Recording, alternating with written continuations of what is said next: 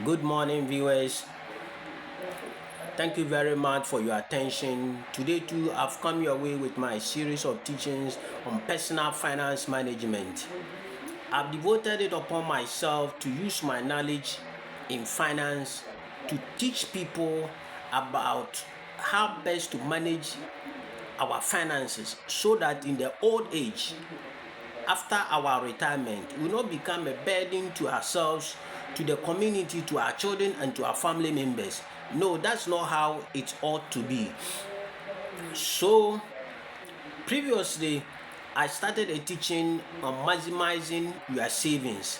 I talked about how to use emergency savings accounts, fixed deposit, treasury bills, and how to lend your small amount of money out to family and friends who are in need and charge small amount of interest on it so that the actual value of the money will not be lost. Then you always gain from it.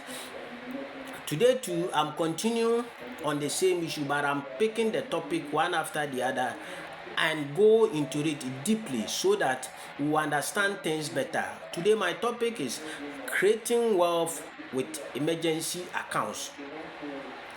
Emergency account simply is created for emergency purposes like medical bills, uh, repairs and maintenance.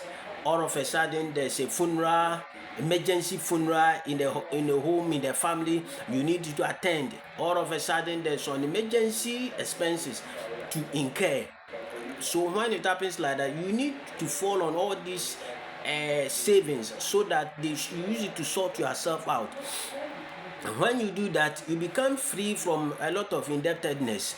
So as life is, unexpectedness, emergencies are inevitable, irrespective of your class in the society, how lucky you are, irrespective of how beautiful you are, how intelligent you are, how strong you are. Emergencies in life will surely rear its ugly head one day, one time. When it's happening like that, how do you handle it? Do you go to borrow money to sort yourself out, or you go back to your savings, withdraw some money, and settle that issue? So these are the reason why we all need to have emergency accounts so that we don't create more debt and put ourselves into so many debt that becomes a conundrum that we find it very difficult to extricate ourselves from it.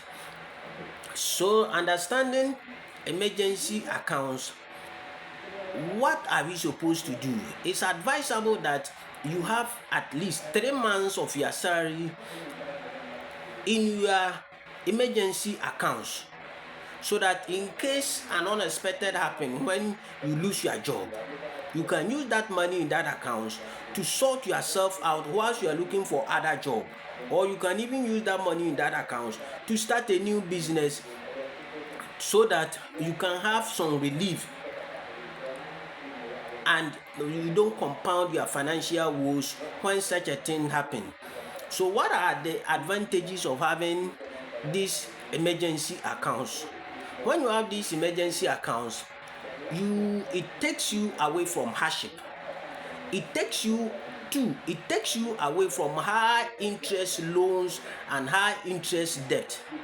Also, it serves as a cushion when there is a layoff or when there is a job loss. Quickly you fall on that and use it to take care of your bills and other things to sustain yourself. And also you can also use it to create a business, or you can use it to do some investment. When you realize that you have enough in it, you can withdraw from it and use it to expand, to create business to earn more so that you have some relief and other things financially. So how do we create emergency accounts? There's no time to do that. The right time to start is now. You don't postpone it. I will do it tomorrow next, I will do it next year. No, that's not how it's supposed to be. So first of all, open that bank account. Now, if you don't want to open a bank account, you can buy a new SIM card and create a special Momo account for that.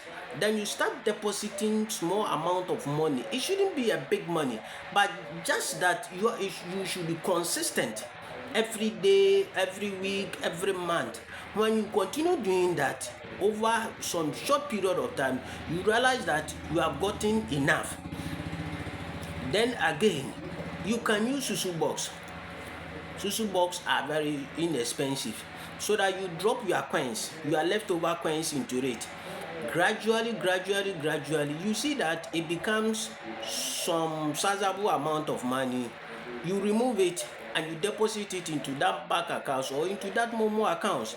Then you keep on doing that consistently, repeatedly. Then you see that you'll be getting there. Because if you are a middle-aged person like me, savings are very crucial because you are growing, and once you are growing, your medical bills also are what?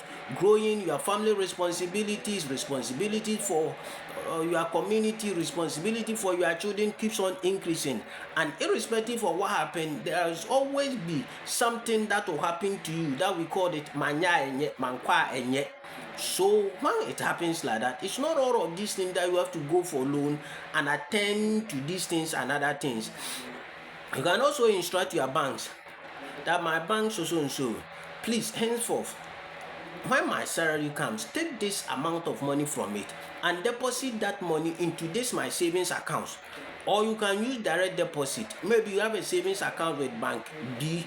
So when your salary comes to bank A, you instruct them direct debit, always take this amount of money from this bank and put it into my savings accounts here. It's done.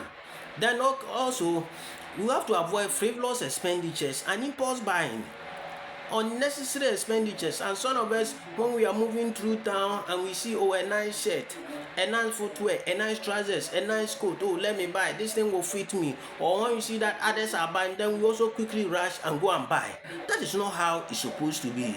Then we have to live within our means. If your salary is 3,000 Ghana cedis, live your life based on that amount, not based on your taste and based on your likes and dislikes. That's not how it's supposed to be. Again, finally, it's advisable to save at least 5 to 10% on your salary regularly. If you can't do that, even at least 1%, 2% of your earnings, save it, deposit it somewhere, so that when you do that gradually, it will become enough. Then you fall on it when the need arises. So in my conclusion, it's advisable for all of us to have emergency accounts to sort ourselves out in times of need. It shouldn't be a big amount. Let's start with small amount of money, then grow it gradually, consistently, systematically. You see that with time, we will have enough and we'll be able to use it to achieve our financial goals. Thank you very much. I'm very grateful for your audience. Thank you.